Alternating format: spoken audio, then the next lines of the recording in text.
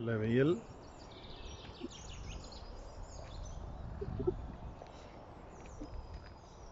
தேர்மலை காட்டுக்குள்ள நடைபயணம்.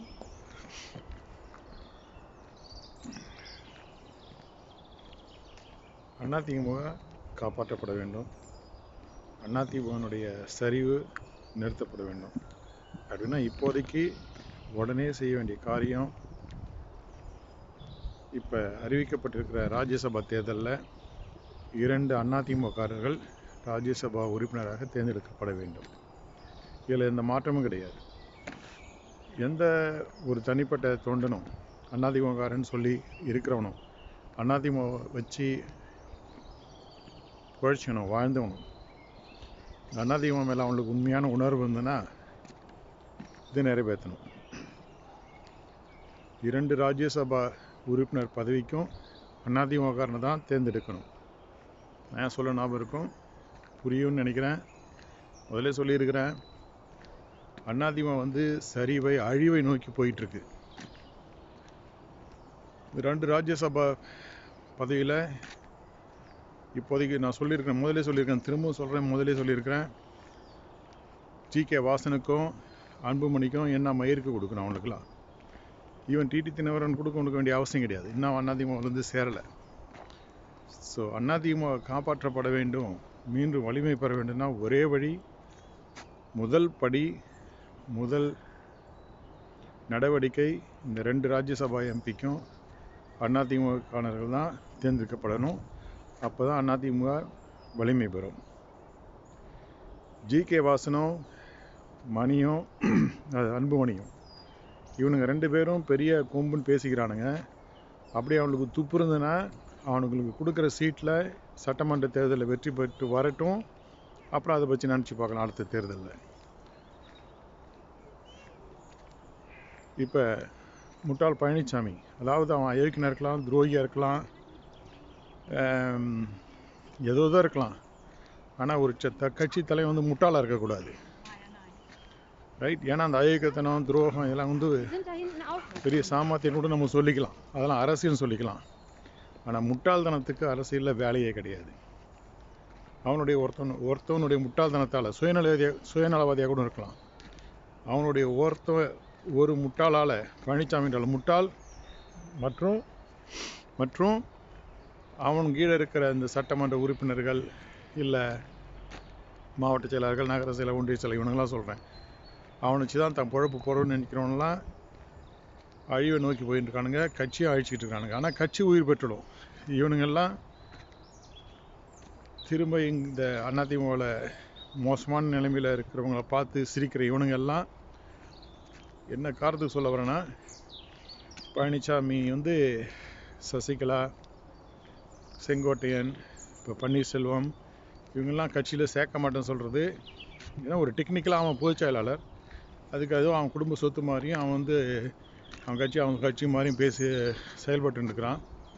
அதாவது என்ன சொல்கிறது, ஒரு குடும்ப கட்சி, ஒரு ஜாதி கட்சின்றதை விட அதோட மோசமாக பழனிசாமி செயல்பட்டு இருக்கிறான்.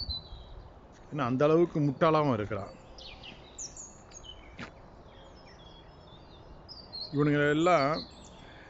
இவனுடைய மனப்பான்மை என்னென்னா, அதிமுகக்குள்ளே வரக்கூடாது அப்படின்னா நம்ம மட்டும் இருக்கணும். சரி, இருக்கலாம். நீங்கள் அதுக்கு தகுந்த கட்சியை வலிமைப்படுத்தினா பரவாயில்ல. நீங்கள் ஜி.கே. வாசனுக்கும் அன்புமணிக்கும் ராஜ்யசபாவுக்கு பதவி கொடுத்துட்டா கட்சி வலுப்பட்டுருமா? அப்படி வலுப்படும் நீங்கள் சொன்னீங்கன்னா அப்போ பொறுத்துருங்க. இப்போ அவனெல்லாம் ஒரு 25 இடத்துல நிற்க போகிறானோ, ஜி.கே. வாசன் கட்சியும் அன்புமணி கட்சியும் ஜெயிச்சு வரட்டும். அப்புறம் ஒரு அடுத்த தேர்தலில் கொடுங்களேன். அவனுக்கு ப்ரூவ் பண்ண பிறகு எங்களுக்கு மக்கள் செல்வாக்கு அவனுக்கு சட்டமன்ற தேர்தலில் நிரூபித்த பிறகு அவனுக்கு கொடுங்களேன். இன்னும் குடிய மூழ்கி போகுது. இப்போதைக்கு நம்ம செய்ய வேண்டியது அதிமுககாரனை வச்சு அதிமுக வலுப்படுத்தணும். இன்னொருத்தவங்க நம்ம கட்சியை வலுப்படுத்த போகிறது கிடையாது. இந்த அதிமுகவில் சிலருடைய இந்த ஜாதி கட்சியோட மோசமாக இருக்கானுங்க. ஓ பன்னீர்செல்வம் திமுக போய் சேர்ந்துட்டான், அப்பயே சொன்னோம் துரோகி, சசிகலா இப்படி பண்ணுறா, செங்கோட்டை இப்படி பண்ணுறான் என்ன. அதான் சொன்னால, ஒரு டெக்னிக்கலாக நீங்கள் பொதுச் செயலாளர்னா பெரிய கொம்பு கிடையாது. எவனோ ஒருத்தன் பொதுச் செயலாளர் வரலாம், எவனோ ஒருத்தன் சொல்ல முடியாது, ஒரு நல்லவன் வரணும். இப்போ வந்தவன் அப்படி ஆகிட்டான். பழனிசாமி எவனோ ஒருத்தவன் அருகதை இல்லாதவனை கொண்டாந்து நடுத்தருவில் கொண்டாந்து வச்சதால், நடுத்தருவில் இந்த நாயை கொண்டாந்து வீட்டில் வச்சதால், நாயின் குடிசலோட நாய்க்கெல்லாம் நன்றி இருக்குது. இது மாதிரி ஒரு முட்டாளை வச்சதால் இப்போ அவன் அதிமுக அழிச்சிட்ருக்கிறான். ஒரு வகையில் நான் ஜூன் மாதம் அடிக்கடி சொல்லுவேன், ஜூன் மாதம் வாக்கெல்லாம் நான் சொல்லிட்டு இருந்தேன் அதிமுக ஆட்சிக்கு வரும்னு. ஆமாம், அது நிலைமை அப்படி தான் இருந்தது. அவன் அதுக்கு பிறகு அதாவது தேமுதிக கிட்டலாம் ராஜ்யசபா கொடுத்து அப்போ தக்க வச்சுக்கிட்டு மேலும் வந்து அதிமுக கூட்டணியை வலுப்படுத்துவான்லாம் நினச்சேன். ஆனால் அதுக்கு பிறகு அவன் செஞ்சதெல்லாம் அந்த ஜூன் மாதத்துலேருந்து அவனை முட்டாள் பழனிசாமி செஞ்சதெல்லாம் படு அறிகட்டத்தனம். ரொம்ப ரொம்ப ஒரு ஒரு என்ன சொல்கிறது, தரக்குறைவாக பேசக்கூடாதுன்னா குறைஞ்சபட்சம் அதான் சொல்லலாம், அறிகட்டத்தனம் அவன் பண்ணது. ஆனால் அவன் முட்டாள். இப்போ போன தடவை இந்த 2 மாதத்தில் பார்ப்போம், அமித்ஷா வந்துட்டு போனால் அடுத்த நாள் டெல்லிக்கு ஓடுறான், மோடி வந்துட்டு போனால் அடுத்த நாள் டெல்லிக்கு ஓடுறான் பழனிசாமி. அவன் நிலைமை எப்படி இருக்குன்னு பாருங்கள். நமக்கு ஈவன் காங்கிரஸ் மாநில தலைவர் கூட, மாநில காங்கிரஸ் கமிட்டிக்கு கூட காங்கிரஸில் டெல்லியில் ஒரு மரியாதை இருக்கும். ஆனால் இவன் அதிமுக பொதுச் செயலாளர், ஒரு முன்னாள் முதலமைச்சர், ஒரு பெரிய ஆட்சிக்கு வர வேண்டிய கட்சி, இவன் ஓட்ட அவன் என்ன சொல்கிறானுங்கன்னா, மோடி அமித்ஷாலாம் நான் என்னடா உங்களுக்கு ஆள் கொடுத்தான்னு ஆள் அனுப்பி உங்கள்கிட்ட தூது பேசுறது, நீ வாடா வந்து பேசுடா அப்படின்ற மாதிரி இருக்குது. இப்போ உண்மையிலே எதுக்கு போயிருக்கானா, அந்த 2 ராஜ்யசபாவை பற்றி பேசினா போயிருக்கிறான். பிஜேபி என்ன சொல்லுதோ அதான் செய்ய போகிறான். இது வந்து அதிமுக நல்லதுன்னு கேட்டால் கிடையாது. நிச்சயமாக இந்த 2 ராஜ்யசபா எம்பியில் குறைஞ்சபட்சம் 1 இல்லை 2 இவன் தாரவாக்க தான் போகிறான். அது நல்லதில்லை. இதில் வந்து சில பேர் நான் எடப்பாடி ஆதரவாளர், பழனிசாமி ஆதரவாளர், புரட்சி தலைவர், புரட்சி தமிழர் ஆதரவாளர், எந்த மயிரான இருந்தாலும் சரி அவனை தனியாக கட்சி வச்சு ஆரம்பித்து அவங்ககிட்ட போய் நில்லுங்கடா. அதிமுகவில் இந்த அயோக்கியனுக்கு முட்டாளுக்கு 10 வருஷம் வாய்ப்பு கொடுக்கப்பட்டுட்டுது. அது உங்களை மாதிரி முட்டாளால் தான். இல்லைனா அவன் வந்து போன எலெக்ஷன் அப்போ தோற்றப்பவே, சட்டமன்ற தேர்தலில் தோற்ற பிறகே அவனை தூக்கி நீங்களாம் வெளியே எரிஞ்சிருக்கணும். அதுக்கு முன்னாடி அவன் செயல்பாடு சரியில்லை, அதுக்கு பிறகுனாச்சும் நீங்கள் எரிஞ்சிருக்கணும். குறைஞ்சபட்சம் நாடாளுமன்ற தேர்தலில் தோற்ற பிறகுனாச்சும் அவனை தூக்கி எறிஞ்சிருக்கணும். ஒரு வகையில் நல்லது, சந்தோஷப்படுறான். ஏன்னா அந்த பழனிசாமி தொடர்ந்து இருந்தால் தான் அவனை நம்பி இருக்கிற, அவனை தாங்கி பிடிச்சிருக்கிற நிறைய முட்டா பசங்க அழியறதுக்கு அதான் ஒரே வழி. நான் சொல்கிறது நகர செயலாளர், ஒன்றிய செயலாளர், மாவட்ட செயலாளர், மயிரிங்க செயலாளர்லாம் சொல்கிறேன். ப்ளஸ் கூட இந்த சட்டமன்றத்தில் இருக்கானுங்கள அவனுங்களாம். இப்போ இருக்கிற 60 எம்எல்ஏக்களில் 5 பேர் திரும்ப ஜெயிச்சாலே பெரிய விஷயம். என்னை பொறுத்த வரைக்கும் பழனிசாமி வந்து பிஜேபியோட பேச்சு கேட்டு அதிமுகனை தவிர வேற ஒருத்தனுக்கு ராஜ்யசபா பதவியை கொடுத்தான்னா, இந்த அதிமுக சட்டமன்ற உறுப்பினர்கள் ஒரு 7வது வேட்பாளரை உருவாக்கி, ஒரு போட்டியை உருவாக்கி, பழனிசாமியினுடைய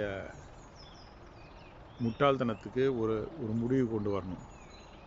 அதான் என்னுடைய கருத்து. வர்ற ராஜ்யசபா தேர்தலில் 2 அதிமுககாரனுங்க ராஜ்யசபா எம்பி ஆகணும்.